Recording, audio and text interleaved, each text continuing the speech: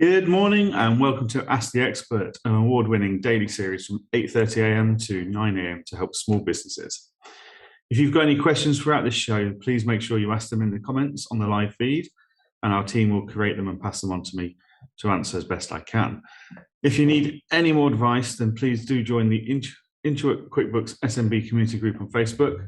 There's accountants and business experts on there 24/7, willing and able to help answer your questions and share their experiences. During the live session, we'll also be running a poll, so please ensure you do engage with that, and we'll reveal the results at the end of the show.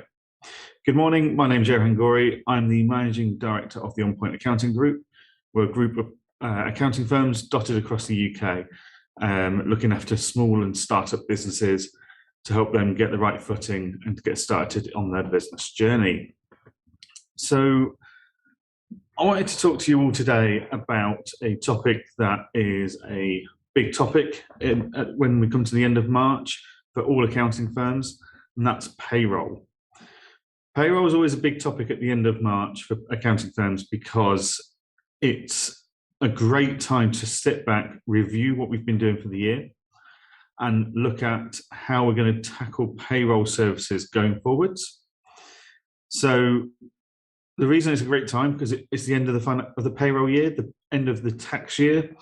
So at the end of March, most of our clients' employees will get their final payslip for the month. They then get their P60 for the year, and then we're at a point then when we hit refresh on payroll.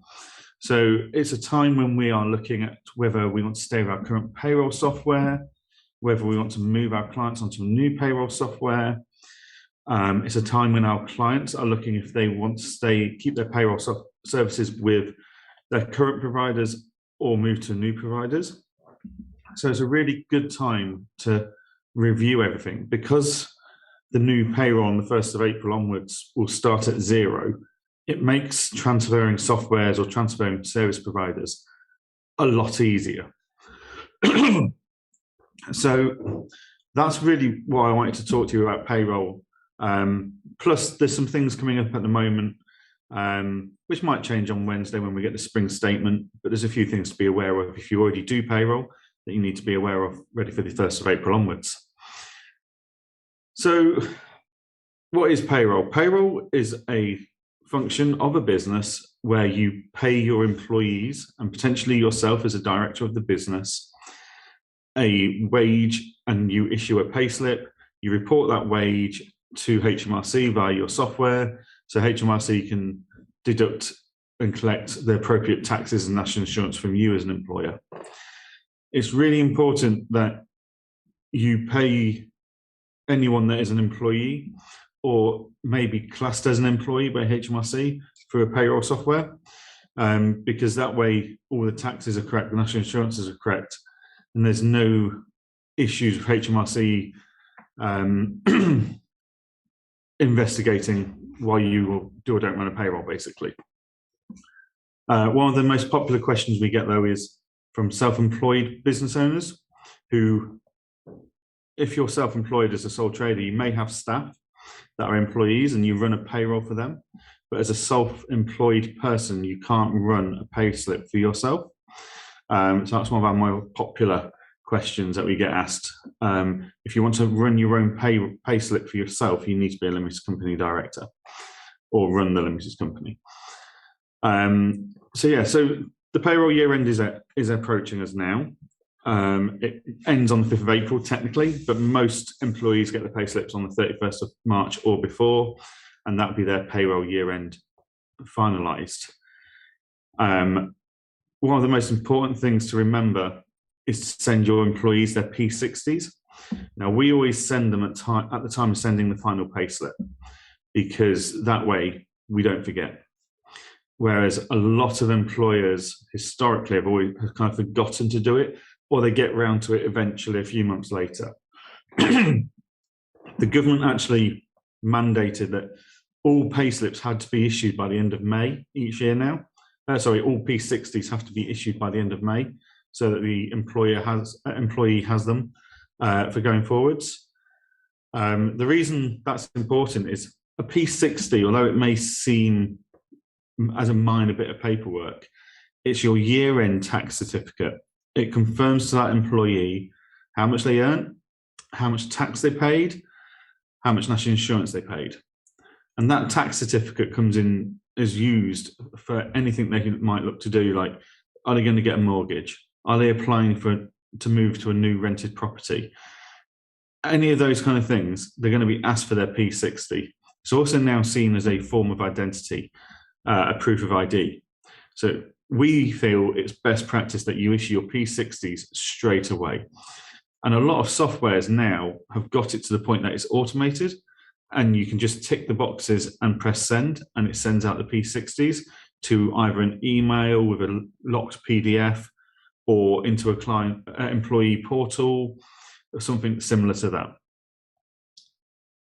So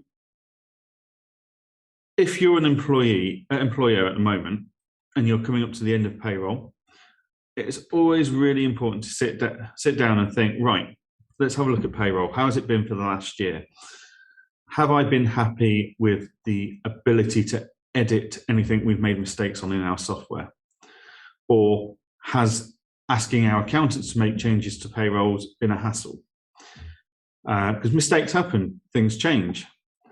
So, we need to be able to edit our payslips and resend them to employees so that they've got up-to-date relevant payslips that are accurate.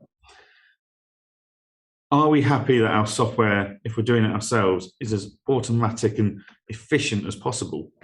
There's some really good softwares out there that you pay for, and there's some really not so good softwares that are a lot cheaper or free.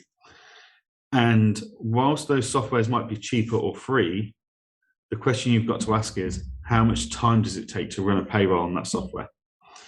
So, for example, if I went to two different software providers, and one is cheap but very manual, the other one is more expensive but a lot more automated and efficient, for us, it would be cheaper to use the more expensive software when we take time into consideration than it would be for us to use the cheaper software because of the amount of time it takes to run the payroll. So when you're looking at payroll softwares, it used to just be, how easy is it to access? How easy is it to edit a mistake on a payslip? Now, you want to be checking, do your employees get a GDPR compliant login, employee login, where they can access their payslips, their pension letters, their tax letters, etc. Do you want your payroll software to have time tracking built in?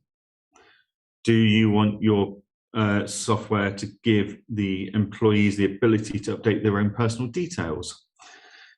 Do you want the software to have the ability to run various different payrolls? So maybe you've got some people you pay weekly, some people you pay monthly, some people you may pay fortnightly. Whatever your frequencies are, can your payroll software you're looking at adapt and provide that information and give the flexibility that you're looking for?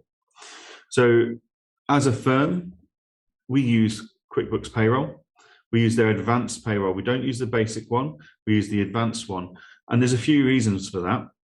The advanced one comes with a fantastic employee portal so that employees can upload and download their pay slips as much as they want. They don't have to keep going back to their employer saying, oh, have you got my P60? Oh, have you got this? Have you got that? Because that just takes everyone's time up. Whereas you can just go, it's on your portal, and leave them to go and log in and sort that out. The QuickBooks Payroll has some fantastic time tracking tools. It's got complete flexibility for different pay frequencies. It's got the ability to file all the information to your pension provider straight away without you having to take the information and manually log in and manually enter that information to your pension provider. The payroll software automatically checks with HMRC, is there any tax code notices? And it brings them in and updates the software. It's all those little things that are really important. And if you run a payroll where actually there's very little changing, then you can even automate quite a lot of the process, if not all of the process, using QuickBooks Advanced Payroll. So it's a really efficient tool as well. Other things you might want to look at when you're looking at payroll solutions, how easy is it to track leave? Can your employees request leave through their employee portal that you approve, and then it applies it to the payslips? How easy is it for your employees to stay when they are and aren't available to work through rotas, etc.? All these little features, there's lots of fantastic solutions out there. It's just working out which one's going to work for you and which one you feel represents value for money, but not just because of the amount of money that's coming out your bank account, but actually because of the amount of time it's going to save you. That time efficiency is really, really important. And a lot of people undervalue it. So at this point in time, for the next couple of weeks, definitely worth reviewing your payroll provider, whether that's a software or a payroll bureau, as it's called, like a group of people that are delivering your payroll services. Because now is the time, if you're not happy with any of it, now is the time to make a really easy move. So let's get on and answer some questions. So our first question today is from Gabby on Twitter DM. I have a short contract job which straddles 2 tax years. They will only want a single invoice. So which tax year would I put it in, or do I need to split it into 2? Okay. Gabby, if they're asking for an invoice, I'm guessing you're self-employed or you run a direct company, a limited company. So when you say you've got a short contract job, I'm guessing it's not a contract of employment where you're going to get pay slips. Sounds to me like you've got a contract to deliver a service, and your contract to deliver that service straddles 2 tax years. I would invoice twice. I'd invoice once in each tax year, as a general bit of advice. However, it's definitely worth having a chat with the company that you're contracted with, what their expectations are. And it's also worth having a chat with your accountant or your bookkeeper, whoever's helping you with your tax side of things, so you can understand the implications of that invoicing on your tax position. Because it might be you're better off invoicing all of that money in one tax year and not the other, depending on where your tax position is going to be for that year.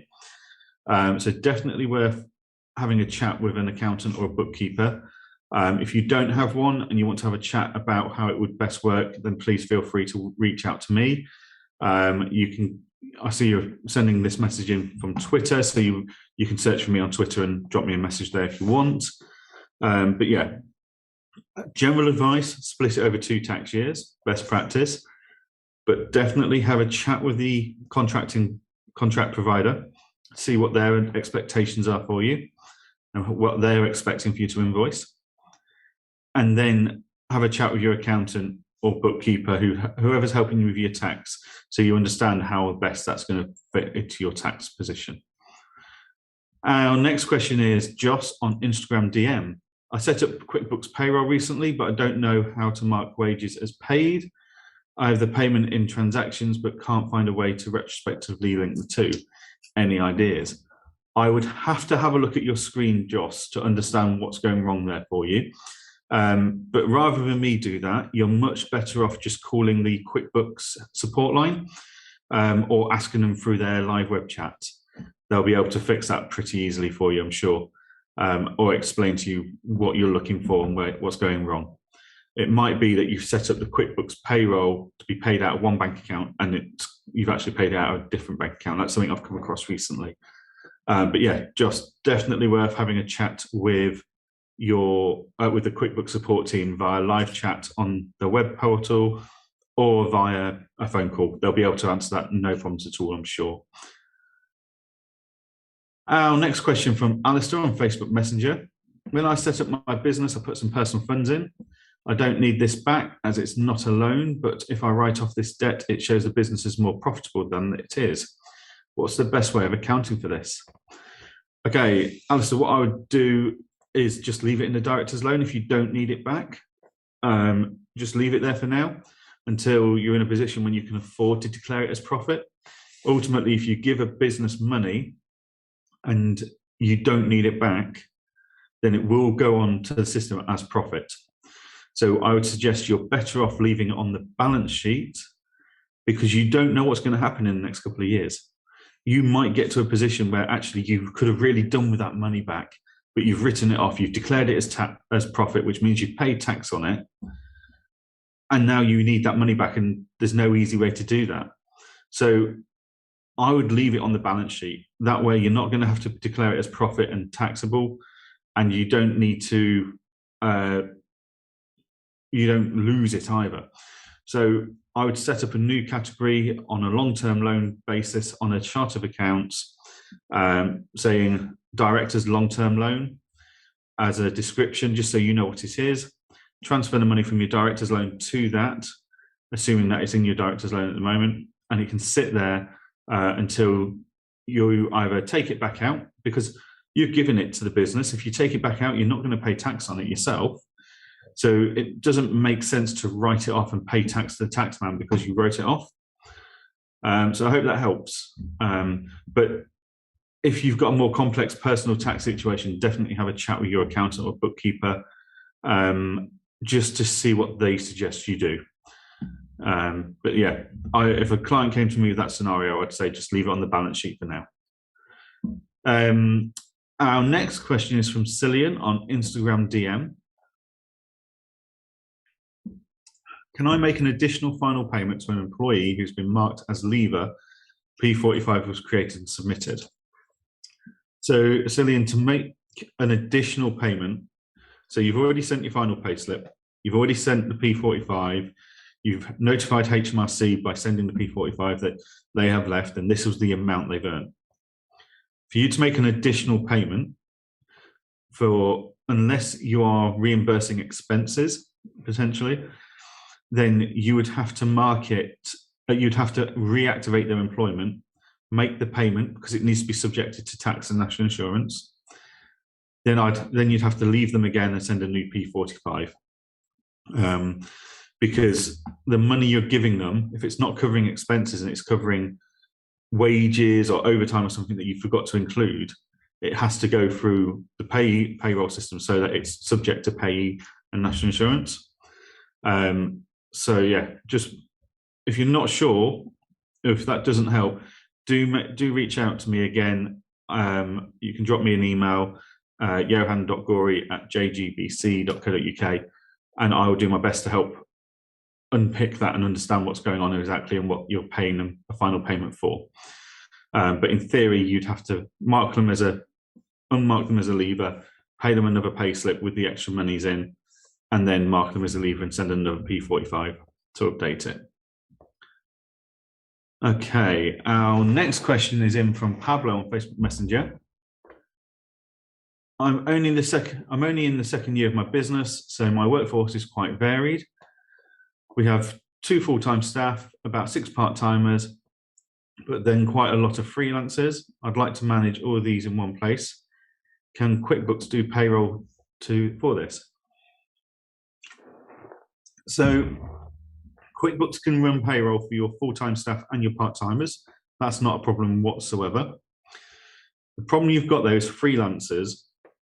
You don't pay freelancers, providing you've got the terminology right. So a freelancer is a self-employed person who does ad hoc work for you when various projects come up that need their help.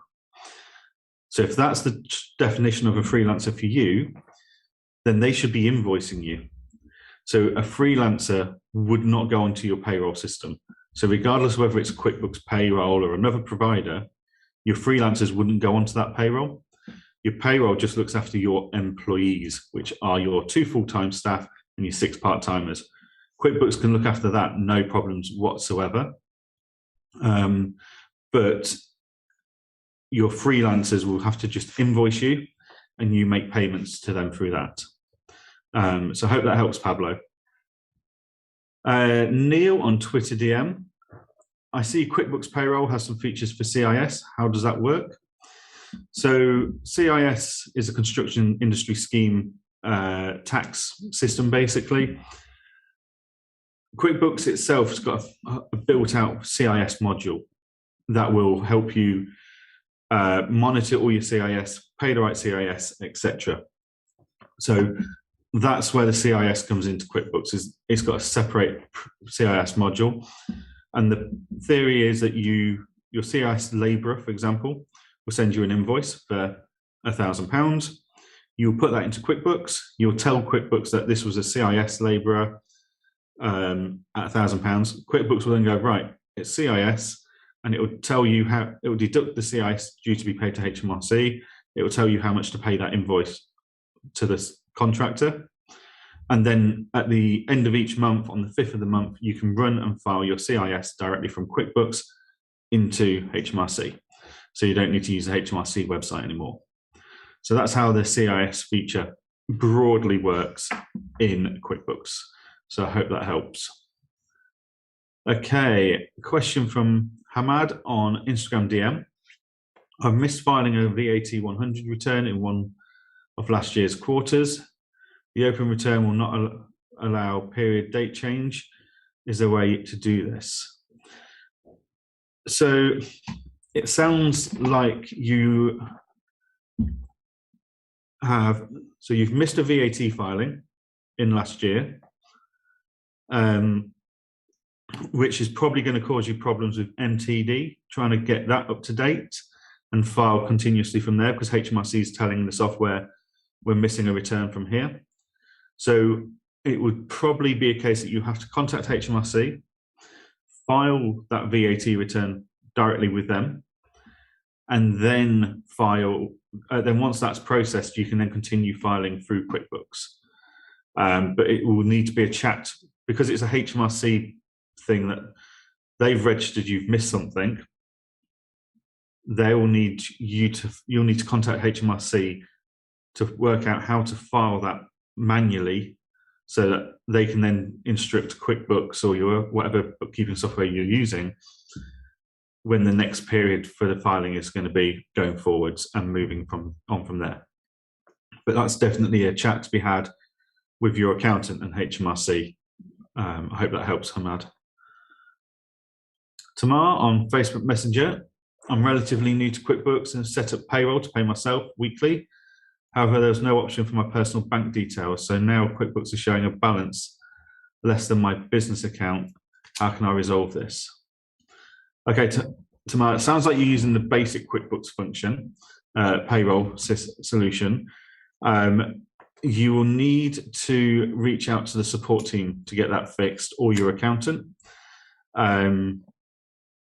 because it sounds like you've set up the journaling in the wrong way. So you've mapped the wrong things to the wrong banks, and that's what's knocking your balances out. So it's definitely worth having a chat with your accountant if you've got one. If not, it might be the time to reach out to get one so they can help with things like this. Again, you can reach out to myself and my team will be able to help you look at this and fix it. Or reach out to the QuickBooks support team and they'll do their best to help you with this from a technical point of view. But do remember, the QuickBooks support team are not accountants and bookkeepers.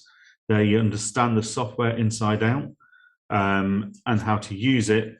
But if there's anything too technically based, you'll need to speak to your accountant or bookkeeper for that. Okay, our next question from Amber on Instagram DM. Does it make any difference if you put equipment purchase as a business expense or as capital allowance on your tax return? Okay, so in theory, no. No, hang on. So if you've got a piece of equipment, you need to decide whether you're going to expense it on your P&L or if it's going to sit on your balance sheet as an asset and it's going to depreciate over a period of time. In a normal year, you would then get, so if you put it on your P&L, that'll just reduce that, it'll reduce your profit by that amount, which means you're not paying, that saves you a bit of tax. If you've got it as an asset in a normal year, you would get 100% on your capital allowances. So it doesn't really matter which way you do it. However, there's some equipment and purchases out there at the moment that qualify for the super deduction, which is 130%. So you really need to have a chat with your accountant to work out which is going to be the most tax efficient way to do it, because there are some varying factors at the moment that normally we don't have to contend with. which would make it potentially more worthwhile to count something as an asset if you can, if it meets the super deduction capital allowance rules. So again, very technical, very in-depth topic there. So you need to speak to your accountant. If you've not got one, feel free to reach out to myself or go onto the QuickBooks directory on their website, and it will help you find accountants in your area. So yeah, hope that helps, Amber. Stacey on Twitter DM, are payslips within QuickBooks Payroll customizable? What sort of information appears on it? Okay, payslips, I do not believe they are customizable. On a payslip, there's a lot of legal requirements. So payslips have to show a certain information by law. It has to show full name, it has to show the date of the pay, it has to show national insurance number, it has to show employee ID, etc. It has to list your incomes on a monthly basis, and then it also has to list the year to date. It has to list your tax, national insurance, pensions, etc. So for this reason, very, very few payroll softwares now let you customize payslips, because there's such a requirement for so many things have to be there. And the format has to be fairly standardized as well, so that banks, finance providers, etc., employees especially, can read it and understand it. So there's very little customization on any payslips these days for that reason, because ultimately a payslip is a legal document. It's what you're going to use to evidence your earnings, etc., whether that's to HMRC, to benefits system, to working pensions people, to your lenders, to your mortgage providers. It's a legal document, so it has to be fairly standardized. So yeah, I hope that helps explain why there's not so much customization on the payslip, Stacey. Right, Ricky on YouTube. What is the best way to handle incoming payment bank charges? Currently, we need to receive payment to undeposited funds. Then my bank deposit with a negative balance charges. Would be nice if it was easier. I'd need to have more of a conversation with you, Ricky, about what you're looking at there. So it depends on what's creating that deposit. If you've got sales coming in from various platforms, some of those platforms take commission, they take fees, etc., before they deposit in your bank. Then you're better off having a clearing account or an undeposited account and matching the payments into that. But yeah, it's really important to understand, for me to be able to advise you properly on that, to understand the whole process, not just that little snapshot. So if you want to have a more in-depth talk, by all means reach out to me, or again, have a chat with your accountant. That's what they're there for. They should be able to explain why this is the process, and they'll be able to look at if there's any alternatives that are a bit simpler. Harvey on Facebook Messenger. This is our last question. So Harvey, how do I claim retrospective employment allowance? My accountant said I can backdate my claim for NI employment allowance with HMRC for a period before I started claiming. How do I submit the claim to HMRC via QuickBooks? Okay, Harvey, I doubt you'll be able to do that via QuickBooks. Whenever you're normally dealing with anything for backdating with HMRC, you normally need to use HMRC's basic payroll tool, which is a downloadable bit of software from HMRC's website. But before you go into all of that, first of all, ask your accountant, can't they help you with this? Should they not be able to, if they've told you this is possible, they should be able to carry out that work for you. If they won't or can't, then you need to speak to HMRC directly, explain to them why you didn't claim it, check that they will allow you to claim it, because ultimately it's up to them, not your accountant. And if they will allow you to claim it, how they would like you to process that, or can they do it for you on your behalf? So yeah, that's your few steps there. First, check with your accountant. Why can't they process it for you? If they can't or won't, talk to HMRC, check they're happy for you to have that money back or credited to your PayWay account anyway. If they are, how would they like to do it for you, or could they do it for you? So that would be my first few steps with that one, Harvey. Right, okay, here we go. The poll results are in. Do you find payroll complicated? 50% of you said yes, 25% of you said sometimes, and 25% said no. Well, for the 75% of you that said yes or sometimes, it's definitely one of the things that keeps employers awake at night. It's one of the biggest fears about employing staff is that this is someone's earnings, it's their wage, it's what puts food on the family table. And you feel really guilty if you get that wrong. So if that is your concern, it's definitely worth speaking to an accountant or a bookkeeper or a payroll specialist bureau to see what the costs are for them to run that service for you. Payroll is normally one of the cheaper services that accounting firms offer, and it's very affordable, but absolutely excellent value for money just to have that expertise sat there helping you and guiding you to make sure it's right. So it's definitely worth having a look at getting a provider that can help you with that. So yeah, okay, well, thank you all for tuning in. We are running out of time. So thank you all. If you want to get in contact with me, you can send me a LinkedIn message. Just search Johann Goree. Drop me an email at johann.goree@jgbc.co.uk. Whether it's payroll, accounts, tax related, more than happy to take your questions, do what I can to help, or I might have someone in my team that's more suited to answering that question in depth. Thank you for coming on. Thank you for coming here today. Coming up tomorrow on the Ask the Expert is branding, marketing, and communication expert Kim Arnold. Tune in to learn how to sell even when you hate selling. A reminder that if you need any more advice, join the official Intuit QuickBooks SMB community group on Facebook. There's accountants and business experts on there 24/7, willing to help you out. Really enjoyed answering all your questions today.